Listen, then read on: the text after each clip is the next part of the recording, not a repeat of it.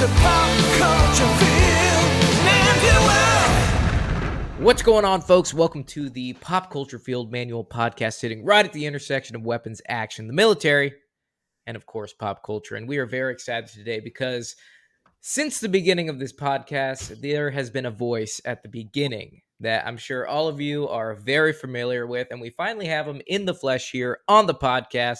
You guys have wanted it for some time, so without further ado, I would like to introduce Mr. Stan Bush. Hey, how's it going? It's going, Stan. How are you doing? Doing great. Yeah, things are really good. That's good. Stan, I, if I may say so, it's a great honor to meet you. I remember my sister taking me and my brother to the movie theater in Lancaster, California to see the Transformers animated movie. And that was the first time that I was exposed to your melodious voice and that amazing song, The Touch, which was so perfectly put into, it's a really powerful moment in the movie too, because it's kind of like lighthearted, but then the Decepticons attack.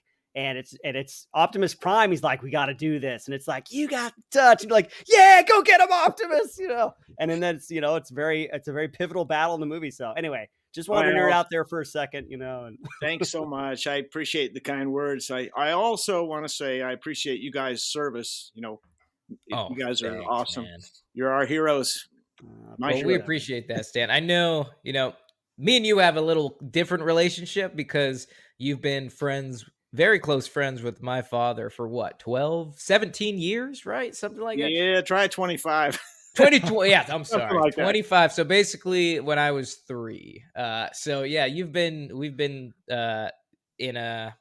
We've been close for quite some time. I grew up with your children, so it's awesome to have you here on the podcast. So I just feel like it's come like full circle finally. That's right. I'm honored to be here and I really appreciate it. Thanks for having me.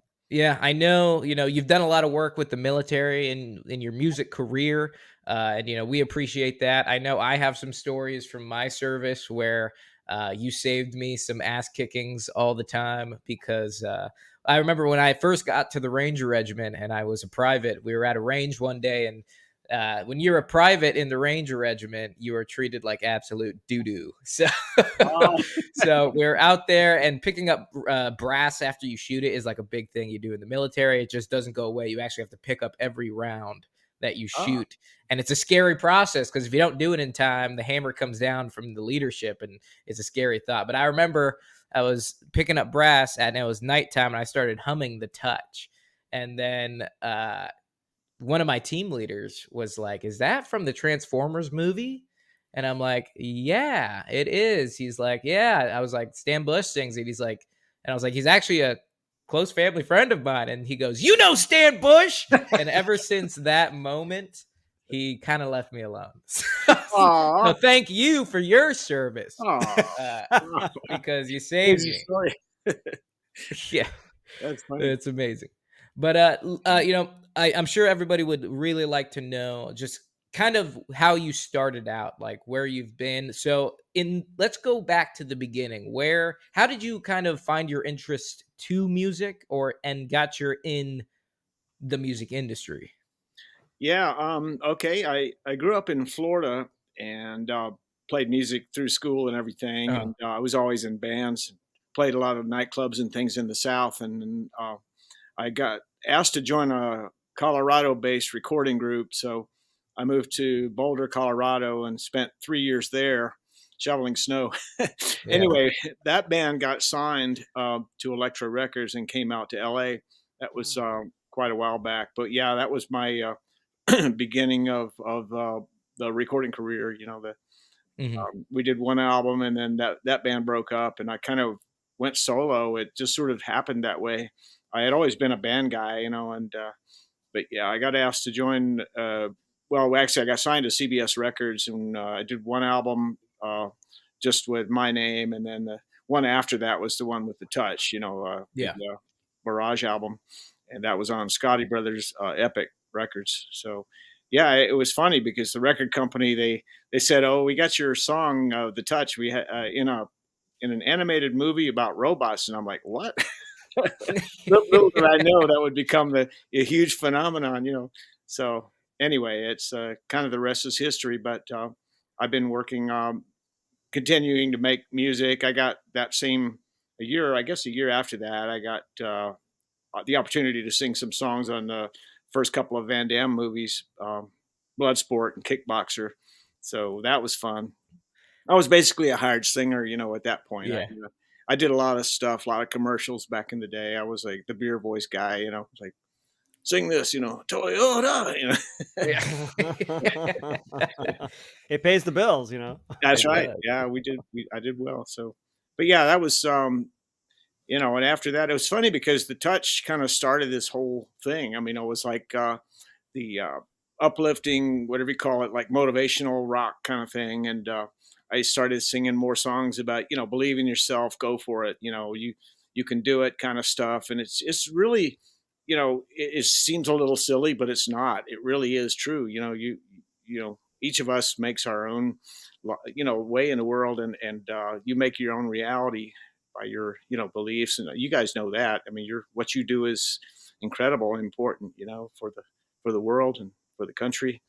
And anyway, enough about that. But thank you again for having me. And yeah.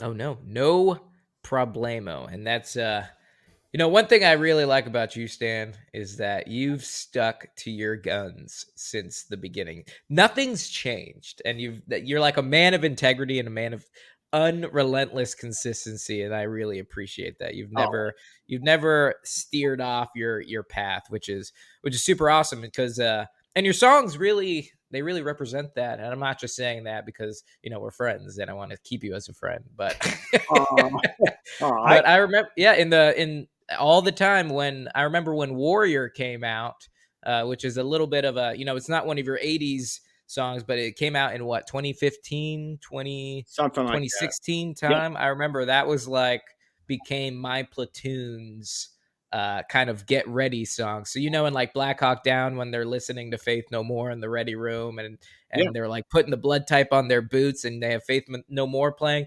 Warrior was our like get ready songs. Oh, that's So great. yeah. Yeah, Yeah. it's a good one. I It like is a great one. you're right, Cameron. I totally agree with you. And one thing about I was looking kind of at your like what you were saying, you've continued kind of in this vein of the kind of aspirational, inspirational kind of rock, like you say. And I actually really appreciate that because I feel like the 80s, at least for me, maybe for a lot of people, has this mystique, this aura about it, where it's a very pretty good time in America, pretty good time, Yeah. maybe in the world. And so people were all about that. There's so how many different 80s movies have that inspirational song like The Touch? You got Vision Quest, you got all these other movies and stuff. And then as we've gone on in culture, we've gotten a little cynical, I think, and a little kind of down, a little negative, and we kind of have given up the course, some of those aspirational beliefs. And so I actually appreciate your kind of music sticking to that tone uh, because we don't have a lot of that anymore. We have a lot of self-doubt. We have a lot of loss of identity, loss of motivation, loss of purpose. Yeah. And I think if you, with your kind of stuff, as you continue to beat that kind of drum, the right people are going to hear that music and be inspired by it. And so that's kind of like your service. We talk about our service, but that's your service to society and kind of the betterment of culture. I think it's like, let's keep going, keep believing in yourself, keep going. I know it's rough, and you all the lyrics that you talk about, it gets tough and you get beat down, but you got to pick yourself back up. It sounds cliche, but I think mostly because people in their hearts have just kind of gotten cynical and they don't believe it anymore. But if you can continue that kind of drum beat and stuff, then like you say, people are going to be lifted up by it. And I appreciate that you keep singing that way. So Well, keep thanks. going, Stan Bush. Ah, thank you. Yeah, it's cool. It's a cool niche. I really like being that guy, and I have to try to live up to. Yeah, there's an honor thing going, that's really important, and it's in the military as well. That's a big part of just life. You want to live right, and go by the truth. There's truth out there, and Anyway, enough about that stuff. I won't get too far afield. But you get what I mean. This isn't a political podcast. No, we hear it in your lyrics, man. No, it's good. Yeah, no, absolutely. So speaking of keep going, you're still going to this day. What is the do you know off the top of your head how many albums that you've put out? Well, the new one I'm working on would be 15, I think. Yeah. Wow. So 15. yeah, I've been doing it a while. It's your dad's produced the last 6 of them. Yeah, pretty much. Yeah, out in the good old garage. It's he's quite a talented He's man. incredibly talented. Yeah, brilliant guy. But I know I don't really and my best friend. So yeah, I don't talk about my dad too much on I this know, podcast, but I don't want to embarrass you. yeah, no, he was. I just had dinner with him the other day, and he's like, Aw. "Oh, Stan wanted me on the podcast." He's like, "You should come on." He's like, "No, I don't do that." After that music video for the remix of "The Touch," Yeah. where he got like eaten alive in the comment section because he like looked really funny. Basically, for the other guys, I'll tell you this story. It was absolutely hilarious. Stan did this awesome remix of the original "Touch." Because when Transformers 3 was coming out, they wanted a theme song, and it was between Stan and Linkin Park. Like those were the two choices. Unfortunately, it went to Linkin Park, but they did this amazing song and music video together, and it was like all Transformers themed, and my dad's in it. And there's one scene where he's like looking at the camera doing this slow nod, and like my dad's a goofy guy, so he's like doing this slow nod, and in the comment section people are like, who's this pedophile just staring at the camera? And oh yeah. And after that, he's like, I never want to be in a music video again. Yeah. No, it's the business is brutal. It is. I mean, I'm the first to admit that. It's I'm Sure. just like, what, I'm at a point in my life where I just want to do what I do and, ride into the sunset. And hey, you know what I mean? I gave it my all. I don't want to have any regrets, at least in that regard, that Yeah. I didn't give it my best, and that's what life is about, really. Yeah. Amen That's to that, great. man. Can we kind of like go through? I want to get some stories from each of these kind of iconic musical, songs that you've done. And the Touch, like, how did that come to be? And then I guess, like you said, you kind of made mention that, like, oh, we're gonna we got it in this movie, and then you're like, you didn't know what it was, but obviously now it's become this kind of thing. And so maybe talk about your relationship with the Touch, how it got going, and then what it's become for you specifically since the Transformers movie came out in like 1986. Yeah, it was my writing partner and I, Lenny Macaluso. We wrote the song originally with the movie Cobra in mind, the Stallone picture, and I love that movie. We submitted it, but I guess they didn't take the song, but it ended up, like I said, in the animated Transformers movie. But it just one of those songs that just happened, and it was like, wow, this is cool, and had that uplifting quality, and it came out, the record came out great, and it just, like I say, it had a kind of life of its own. A lot of songs end up doing that. The Touch, of course, was also in Boogie Nights. Mark Wahlberg ended up, is almost a parody of the '80s. He deliberately sang it badly. And anyway, I ran into him at a Transformers convention maybe 5 years ago, and he was walking backstage, and I said, "You got the touch." And he turned around and said, "How did I do?" And I said, "It was great." He comes over a few minutes later with his iPhone, and he and I start singing the Touch together like a couple of drunk guys. Oh man! And he put it on his social media. It was like a million hits in a matter of minutes. It was Wow. Anyway, that was a cool thing. He was really nice, and he said, "The original, baby." And anyway, but yeah, it just it did. It's one of those things that's been in numerous episodes of Goldbergs and other movies and films are movies, but TV shows, games, video games and whatnot. And it's pretty cool. It's, it's one of those things that's a song like that, just sort of to a lot of people is iconic, and it's been a fun ride. Absolutely. Yeah, I think iconic's kind of an understatement for something.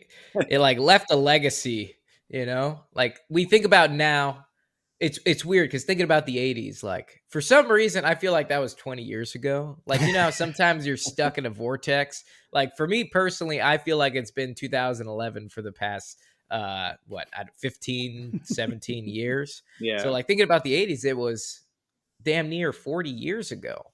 Right. Uh, Right. and it's, you know, and the song still has relevance today. Like it still pops Yeah. up, it's still being used. So that's like not only an iconic song, but it's kind of left a legacy. Yeah, it's like, oh man, it's probably going to be here for a while. But that's an amazing story with Mark Wahlberg. That's kind of the nitty gritty I wanted to hear about because we actually had that here in our outline that and you answered the question ourselves. Oh, okay.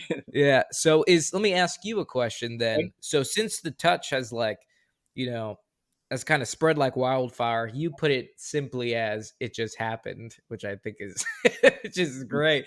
But is the touch one of your personal do you have a personal favorite song that you've done, whether you have a really you know, an individualistic connection to it that only you would quite understand, or is the touch been your favorite song that you've done because of the success it's brought you? Well, that's a good question. I think every album there's been, one or two or three songs that I really connected with, the obviously I can't do a concert without doing the touch. Yes. I Give have the to people do what they the want. touch and dare as well. So, Yeah. but yeah, it's you know, there are other songs I really feel strongly about too that I've some of them have like more of a, trying to be like sort of a deeper uh message to like, you know look within or whatever it is, to try to connect to your inner strength and spirituality stuff, that kind of. But overall, I think I just have I love music, period, and it's just been it's been fun to be able to create stuff and actually have people like it. That's Yeah. for a while. You talked about the '80s. I mean, the '80s music scene kind of imploded in the early '90s, and there wasn't really what we think of as the '80s stuff was kind of just went away, except in like Europe and Japan. So Mm. for a long time, I probably most of the '90s decade. I just did work overseas, with as far as recording and releasing stuff, and it's like, in the States, I couldn't get arrested, that kind of thing. Yeah. But anyway, things kind of come back around full circle.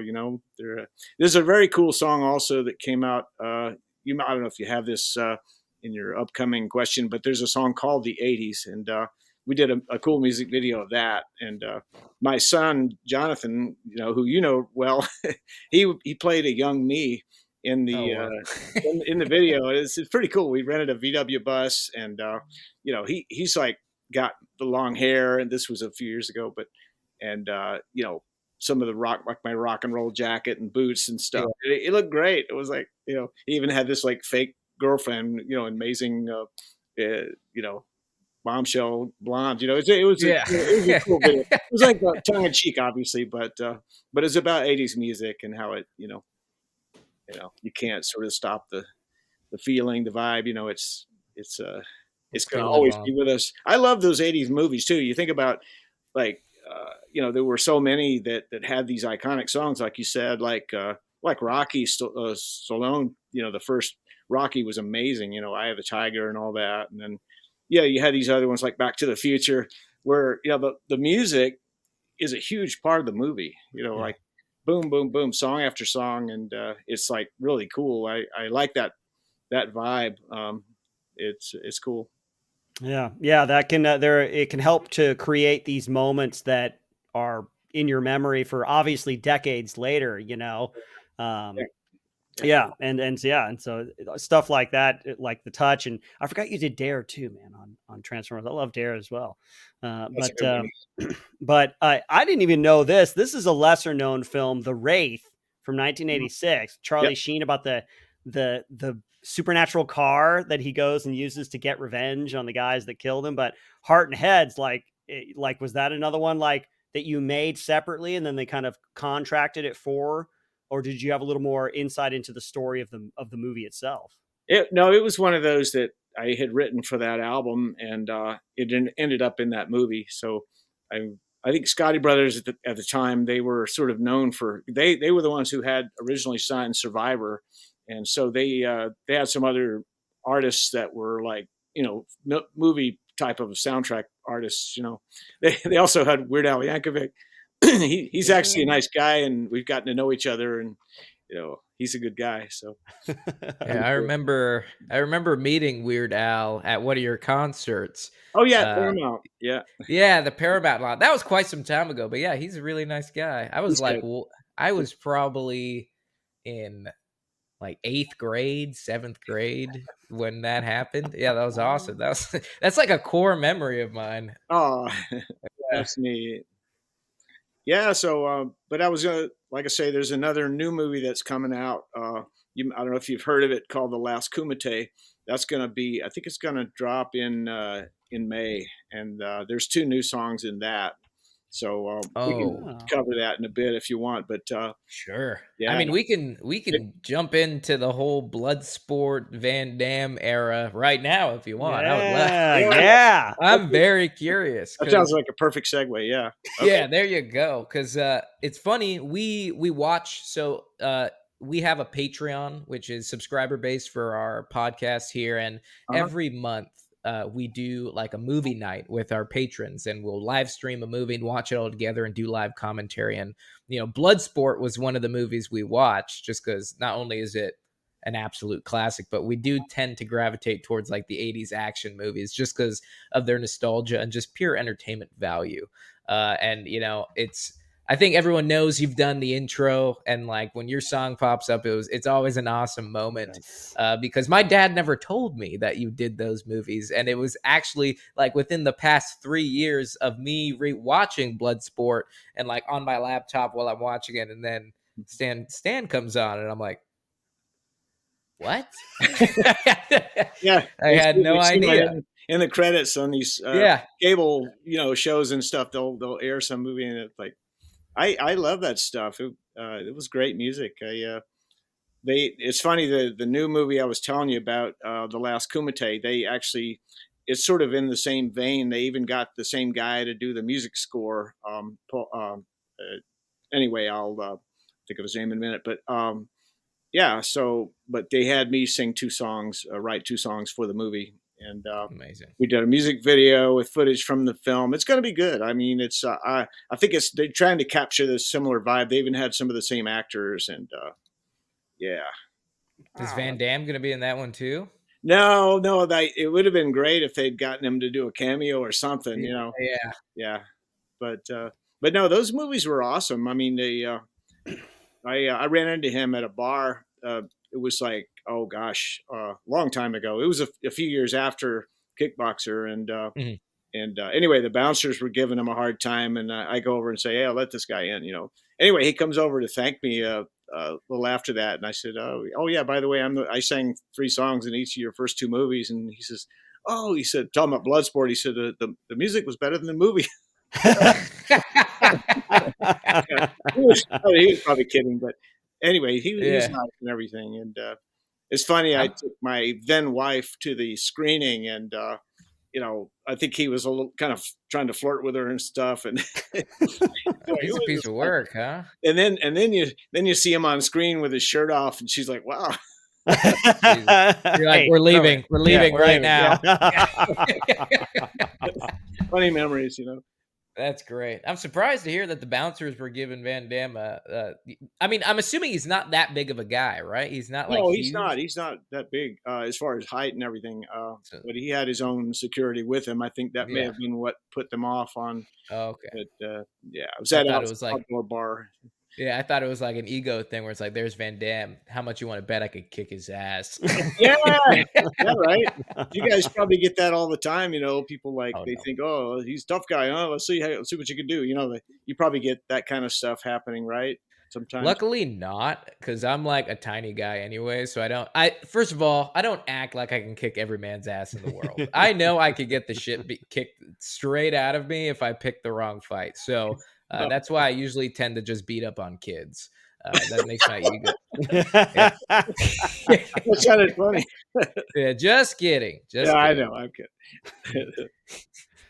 Okay. I only hang out with kind-hearted people, so nobody ever wants to beat me up. Nobody's looking for a fight in my circles of influence. Yeah. Yeah. No, I know what you mean. It's like it's tough when you're a kid growing up. I got in fights in school when I was a kid. And a couple of guys wanted to get me after school in seventh grade, and I got my big brother to walk home with me. Of Ah, course. that's awesome. Stuff like that. That's what big brothers are for. Yep. That's That's right. exactly That's right. exactly right. Well, do you have well, let me ask you. So you've done all these movies, you've done, amazing music. Do you have a favorite movie that that obviously you've been featured in, like one that you just always think of, maybe have a poster in your house that you're like, that was it. That was my favorite one. Well, probably Bumblebee because they finally put the touch in there. Oh, For whatever Oh, reason. Yeah, yeah. That was a great movie. I like Bumblebee. That was my favorite live action Transformers movie. nice. And that was actually one more recently, right? Within the past, Bumblebee came out like 4 years ago. that was Or, yeah, good, man. Yeah, about 4 I really appreciate that one. That was a kind of a classic. It had more of an 2018. '80s feel to it. It was kind of a classic. Yeah, A kid in his car or a kid and his friend, kind of like of a buddy kind of thing. yeah, Two yeah. outcasts kind of coming together. Yep. So I didn't realize that the touch made it in there. That's pretty cool. Well, yeah, it was in that scene when I guess she's going to jump off the cliff or something into the ocean. And anyway, you got the touch, you got the power. Right. That's So awesome, man. yeah. Anyway, It just goes to show you it's still a part of it's a part of the legacy that Transformers has. Like they recognize that the Transformers movie back in the '80s, the animated one was it was pretty intense for the time, mhm, with Optimus Prime dying, and there were right. deaths of robots in it, which is crazy. It was crazy for me to watch it initially in the theater because you're a little kid and you're 6, 7 years old, and Yeah, you have the television show and you lead up to the movie and they're like, oh my God, that character's dead. And then when they come back to the show, I think they were actually still dead for a time. I don't think they kept Optimus Prime away for too long because yeah, he's too iconic for you to kill off permanently. It's like yeah. Rodimus Prime. I get it. Yeah. But where's Optimus? No, but you're right. That was very traumatic for little kids. It was like when Bambi, dies in the original Yeah. Bambi movie. Yeah.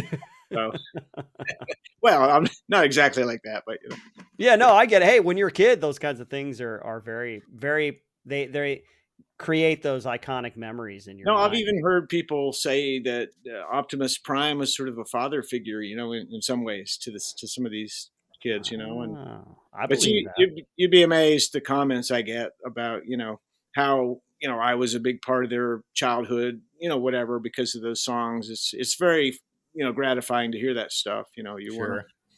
That's cool.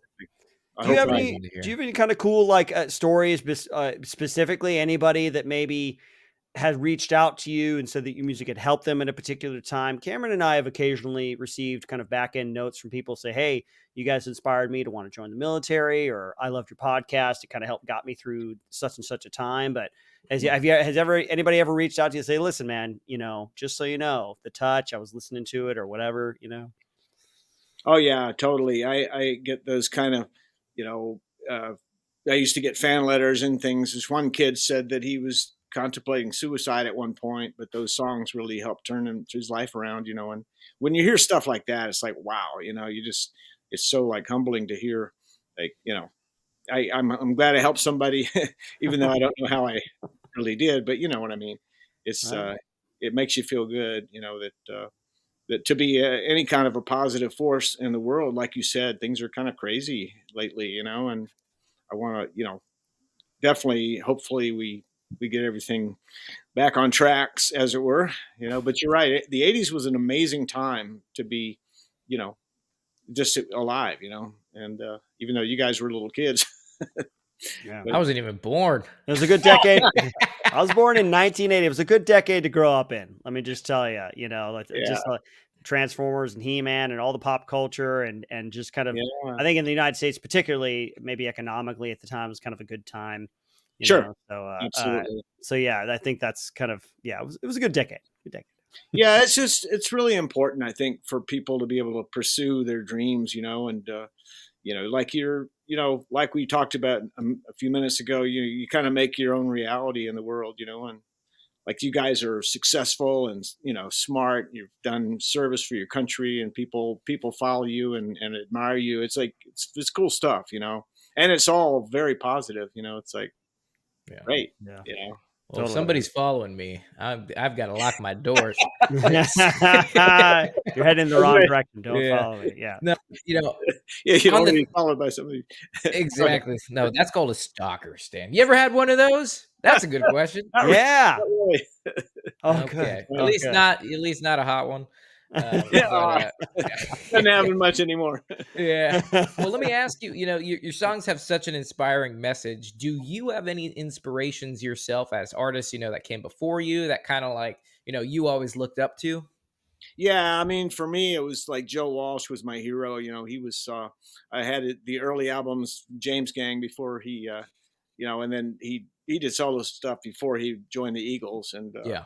the guy's incredible, though. I mean, I've always liked him a lot, and I've got other favorite stuff. The Eagles were always great, and Henley, and it's just for me, it's about the song, it's about the songwriter, and like I was fortunate to grow up in like probably the best era of music. Was a lot of it's the '70s and early '80s. I mean, the songs like back then, it seemed like they were I don't know, just all over the map. You had like there'll be some like really great like Jimi Hendrix song, and then the next song will be like an R&B song, like Heard It Through Grapevine or something, and just boom, boom, boom. I mean, every song is great, and they're all like really different. I think a lot of music these days is more sort of generic and more formulaic. It follows a format it's Yeah. like the recipe for a successful song. It's Yeah, it's like like it has to writing sound like teams. this. It's all by committee and it's by focus group or Yeah, I whatever. heard that committees. Yeah. They actually have groups that sit down and write a song together, and like 6 Wow. people or something. Oh, and every Yeah. song has to be whoa. It's true. Or a rehash of some 80s song, because I feel like the 80s sound, They're coming back. synthesizers are back, and the kind of, even if it's done in tongue in cheek or as a parody, the kind of aspirational kind of stuff, that it has its place. Even 80s retro has its place now in kind of the broad spectrum pop culture music that's out there. Yeah, that's true. Yeah. That is true. Now I got to ask you, Stan, because I'm a big anime fan, and I didn't realize that this was a thing until I literally saw it on the outline for the episode today. But did you do something with Sailor Moon? She's got the power. Well, she won't admit it. No, I'm kidding. Sailor Moon. No, this apparently they called me at the last minute to sing this Sailor Moon theme song, and I guess what it was is I knew the guy who sang the sound, the show, did the show, and but they were doing a soundtrack, and I came in and sang that song, like She's Got the Power. That was it. And but yeah, you're right. I mean, I still get people like, wow, you sang on Sailor Moon, because it's it was, I didn't really follow that series and all, but I guess anime. Well, the original Transformers movie was also anime, of course. And, right. Anime is just a Japanese word for animated. It's a borrowed That's word, right. Yeah. So you were in anime before anime was anime, So. Yeah. But the characters had these big eyes, and they're like Pokemon, that kind of stuff. But Sailor Moon, that's right. She's got the power. But that was sort of a hired gun thing. I was like, okay, let's get Stan in to sing this, and it came out really good. So. That's awesome. That's awesome. Well, you have a new album coming out today, if that's at the time of this podcast, right? Or it's a new single or a new video? Single. It's a single. Yeah. Okay. Well, tell us a little bit about that. Yeah. Okay. The song is called Freedom, and it's comes out today, and we have you guys to thank in large part for helping to ensure that we keep that. And, but no, it's a very positive message. Like about, I mean, I grew up like when I was a kid, we'd go to the 4th of July parades, and they'd throw out candy and stuff. And I was one of the little kids who would scramble for the candy. but people, they had the veterans that would come by and the parades and things and people marching and things, but patriotism was always a big deal, and it's I don't know. I really think that this country is, we owe a debt of gratitude to those people who died for our freedom. And I mean, I'm not trying to be political at all. I just want to say I love this country, and I love the fact that somebody can grow up and work hard and be whatever they want. It's just, that's the only country in the world that's like that. And we're I know everybody, thinks that cynical thoughts a lot these days about, this and that with the politics and everything else. But I hope that everybody can still realize that we have a great country, and that's all the song is about. Really, it's like, freedom, let it shine. I don't know if you have the music video there or whatever, but it'll be up today. So okay, we'll definitely have to post something about it. That'd be great. Absolutely. Yeah. No, because you're absolutely right, and we always say this anytime we start to get political, right? We try not to, but this is not a political podcast. But that being said, no, you're not alone in this room with that mindset or thought. In our experiences, and in my personal experiences, I've traveled the world. I've been exposed to different cultures. I've been exposed to different, governments, and seen what it's, other places. But I am a firm believer that there's no place like the United States. And, although we're not perfect, although we've made mistakes, Right. that does not, take away from the fact that people come here for a reason. Yeah. Because the American dream is still a thing, freedom is still a thing. And it's something we continue and should continue to place on the highest pedestal, because you're not going to find that anywhere in the world. As much as you argue with people saying this people has this, or this country has this country has this, it's nothing. Nobody will compare it to the United States. Yeah, that's right. And like I say, I just, my hope is to, bring people together and not divide people, because that's really ultimately what else do we have? We have to stand with our brothers and stand with our, beliefs and things. And it's just, we live in a great country, and we should try to remember that. Yeah, that's good, Stan. It's good. I think you're doing your part to advance that message, because Lord knows with the internet and political stuff, everybody has their own message that they're putting out there, but and they're going to do it no matter what, right? Oh, yeah. So you might as well speak your beliefs and speak your mind, and hopefully, like I said before, the right people are going to listen. I mean, we make the joke, obviously this is not a political podcast, but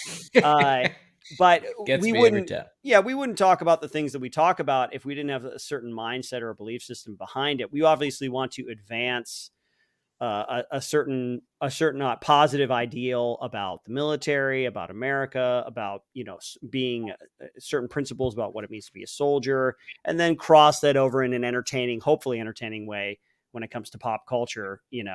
And so yeah, you're like Cameron said, you're not alone in that sentiment, and all we can do is the best we can do, and then hopefully somebody out there listens, and we can kind of move the needle a little bit in the direction of hopefully freedom.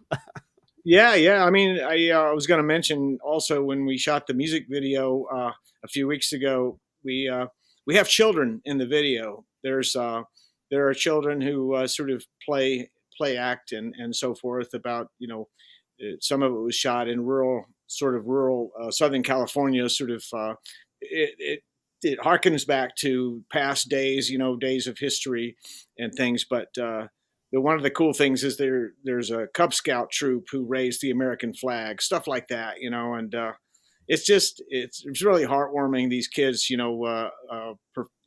agreed to be in the video and things, and they it's neat. I mean, it makes a nice sort of warm and fuzzy, and there are images, of course, of the Statue of Liberty and things like that, and so it's a real slice of Americana. So that's good. Everything that we hold great. Yeah. I think it's a really good song. I mean, I co-wrote it with your dad, and I know you don't want me to keep saying your dad. Do it, man. Give him the respect and the love he deserves. That's right. He's a great guy. Yeah. So, but yeah, so check that out. Freedom, Stan Bush, and yeah, I like I say, it's just got released today. So Wonderful. Awesome. Right on. That's great. All yeah. right, Chris, I know you've been sitting there for a little bit. Do you have any questions for Mr. Stanbush? No, I've just really enjoyed. It's nice to just sit and listen. Oh, I guess. how long Um, when did you stop beating your wife? You know, that kind of stuff. Yeah. Yeah. When did you start and why'd you do it? Yes. Where do you stash the cocaine? Yeah. Where's the best place? yeah. No, I think this is all very fascinating to me. I love the little stories about Van Damme not getting into a club and Wahlberg Yeah. duetting with you. Um, I guess my question would be, since you made iconic music in the '80s, you were probably and still are a household name. Is that weird? Is it weird to be so well known, to be out in people? It's a general question, I guess, about fame. Having people know you and you don't know them. Is that Yeah. just is It's that an it's a odd little experience? strange. It is. I you know, it I know that it's sort of an alluring thing to, but it's not great. It's not that good of a thing in itself. It doesn't mean anything. And you have to remember that, the important stuff, your family and your friends, and that's the real stuff in life. The other stuff is not real. It's all fake. And, it's a great question though. And fortunately for me, I haven't been famous enough to screw me up. That's you know, good. Where's that line? Yeah, yeah. I think I've found that perfect line. It's like, yeah, yeah. I go to a Transformers convention, everybody knows me, and anywhere else, like I said, I can't get arrested. So Yeah. That's good that you can kind of dabble in it. What is it like to go to a Star Wars, a Transformers convention? Like, what was your first experience like? oh wow, the first one was like in '97 in Oh, Rochester, New York, and myself and Vince DiCola, who did the score for Transformers. Vince also did Rocky Five. He's incredible keyboard player, composer, and anyway, he and I did a music set together and played some stuff, and he's just amazingly talented, good guy too. But it was just it was magical. I mean, the people, you could drop a pin in that place. I mean, I just had brought my acoustic and I was playing some songs and things, and we did the Touch and Dare, and he did some of his scoring stuff. That it was like, but yeah, I mean, I'm just saying and it kind of grew from there. The Transformers conventions, I've been to a ton of them now, and some of them like Cameron came to, and like here the ones in LA, and we performed at a few of them, and but it's a very cool thing. It's fun because the people, like I say, they get to meet the people who help make Transformers, the artists and the writers and this and that, and in my case the singers, but it's just neat. I mean, it's a fun thing because they can kind of live their experiences. The people, sometimes they dress up like robots and things, and they'll wear a costume, other costumes and that kind of thing. As Comic Con is like that, that on steroids. But but the neat thing about Transformers, it's just a very I gotta say, the people I've met at these are incredible. They're like so it's very humbling, to have, like I say, well, for me, it's like I consider it undeserved admiration. But it's just to be a part of somebody's childhood memories and things because of some songs that I sang, and I don't know, it's a nice feeling, and but you got to sort of take it for what it is, and just be humble, and that's what it's about. I like how you undersell them. The Transformers conventions, out of the two that I went to, they're not small by any means. No, I was expecting going into a small convention hall. No, they sell out like the entire. What we had one in. Was there one at the Pasadena Convention Yeah, Center? Pasadena. Yeah, Yeah, and the entire thing was full, and then not to mention the after parties were yeah, yeah. are huge. There, one was at the Paramount lot, completely rented out the Paramount lot, and then the other completely rented out Universal Studios. Yeah. And yeah, That's there was true. only like what 300 people in the entire park, Oh and you yeah, could. at the Universal Studios one, I remember this. They came up to me just like 20 minutes before we were supposed to go on stage for the show for the concert, and they said, "Oh, we just want you to come and introduce somebody." And so they brought me over to this like sort of TV studio thing, and they said, "Okay, sit here near the stage." And the guys talking, and they said, "Yeah, and there's stuff about the Transformers, and one of the most important aspects is the music." And I was like, "Oh crap!" So they brought me up on stage. I was awarded or inducted rather into the Transformers Hall of Fame, and it was like an Wow. awesome moment, you know. So That's that was cool. awesome. Another, Ah, yeah. So something like that happened also in '96. I had written a song, co-written a song that was on a soap opera, an American soap opera called The Guiding Light, and we got nominated for an Emmy Award, and then we went to the ceremony the following year, and we got called up on stage, myself and my co-writer, and we won. We won the Emmy for best original song for the year. For Wow. yeah, it was it was awesome. I mean, that's the kind of feeling that's like one of those moments that, even though it doesn't mean anything monetarily, it's still one of those lifetime achievement things that Yeah. they can The never come. recognition, I'm sure, is just overwhelming, you know. Yeah, yeah, Yeah, for people to believe in you as much as you believed in yourself while you were creating it, or yeah, with your mindset, I'm sure that's the ultimate feeling. Millions of dollars must have been, could have been nice.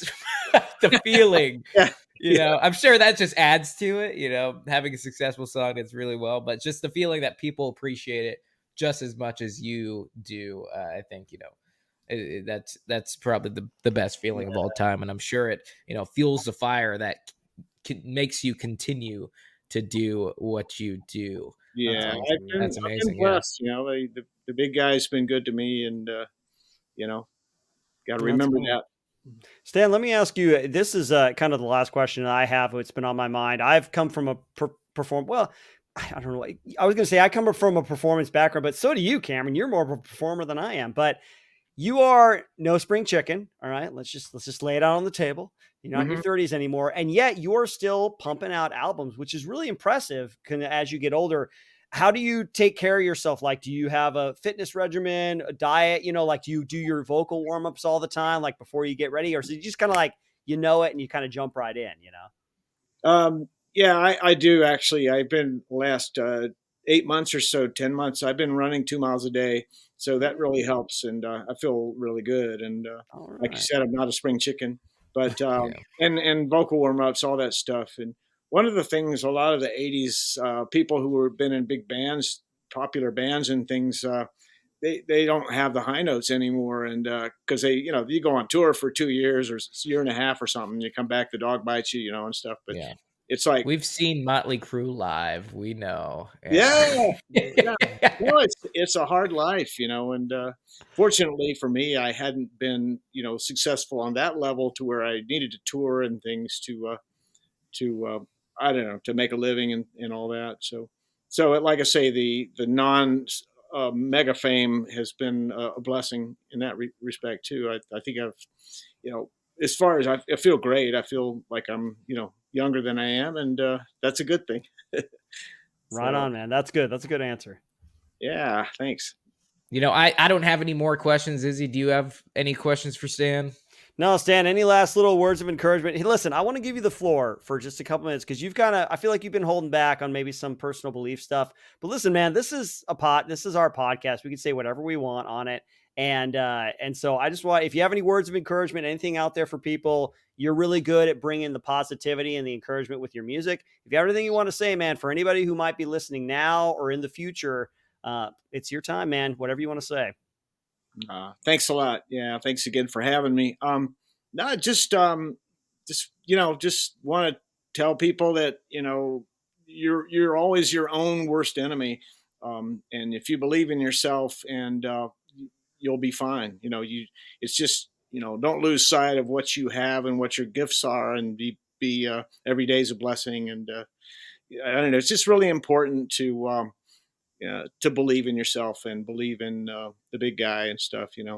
But I'm anyway, very grateful for the support, and very grateful to you guys and others like you for your service. And anyway, thanks so much again, and take care. Also, one last thing is stanbush.com. I should throw that out so you can check out what's going on with me. Yeah, well, Stan, we're not done yet. We still have to play our game, my friend. I know you're tired of hanging out with us, but if you could stay for maybe a little while longer, we can end this with a fun game. And Izzy, why don't you explain this game to Stan? Yes, don't mind if I do. We always play a game at the end of each podcast episode, Stan. So this game is for you. And we would like to call it a trivia game just for Stan Bush. So creative. So creative. Okay. These questions are tailor-made just for you. They're multiple choice, so you don't need to start sweating just yet. Okay. So I will start you off with the first one. You have multiple choice here. The first question is, your first solo album in 1983 was self-titled. That would be Stan Bush for the uninitiated. Which one of these 80s bands or singers did not release a self-titled album? Was it A, Journey, B, Bon Jovi, C, U2, or D, Peter Cetera? Which one of those bands out of Journey, Bon Jovi, U2, and Peter Cetera did not release a self-titled album? I'd have to say Peter Cetera, but I could be wrong.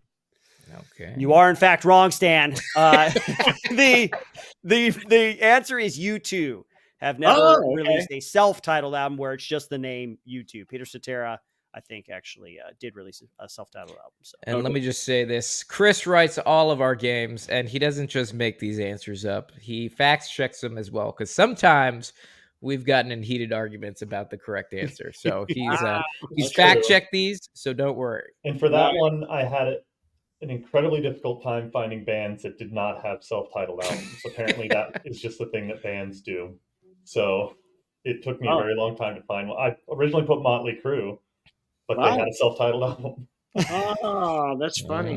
So, all right. Well, I will do the second question, and we got 5 of them. So don't freak out about stats, but do consider we have one listener who keeps record of our performance of every single episode we've ever done, and we've had over 130 episodes. So shout out Johnny. So this, I hope this doesn't throw off your Excel spreadsheet, my guy. But so here we go. Number 2, how many Transformers movies have there been? So is it A6, B8, C10, or D12? Wow. I